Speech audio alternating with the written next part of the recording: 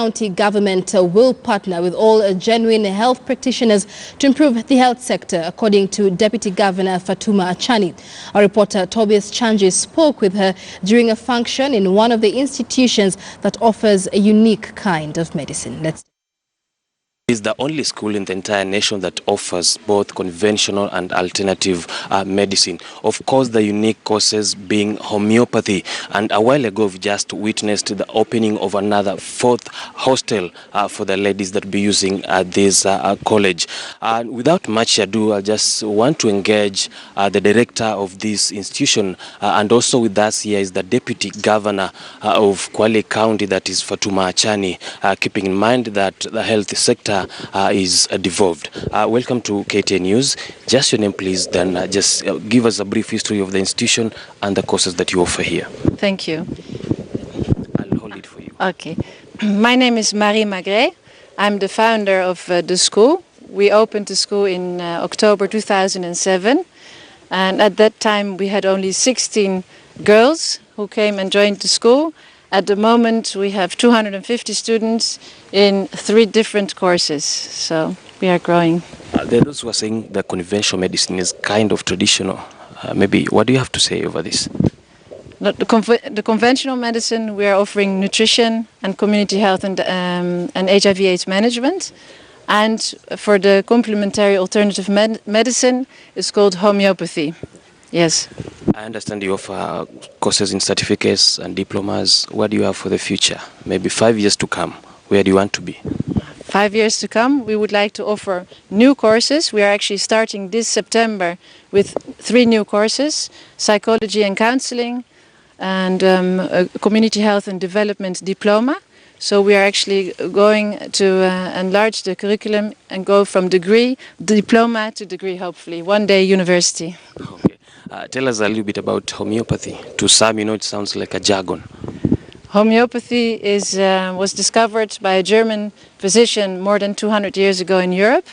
And it's actually the most well-known alternative medicine throughout the world. Thanks a lot. Then let me bring in the Deputy Governor, Fatuma Achani, to just give us the perspective of the entire the health situation in the entire of Kwale County. Then you can also talk a little bit about this institution now that is the only one in Kenya that is offering those courses. Okay, thank you very much. In fact, it's a pleasure that we have the institution in Kwale. We appreciate the county government of Kwale is doing very well in matters health. We've done a lot. We have our referral hospital where we have our CT scan. We have an ICU, which was not there before devolution. So we have a CT scan. We have a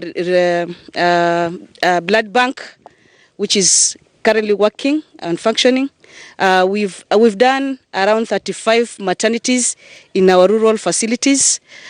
We've improved health. Our budget of health, it's around 2.5 billion.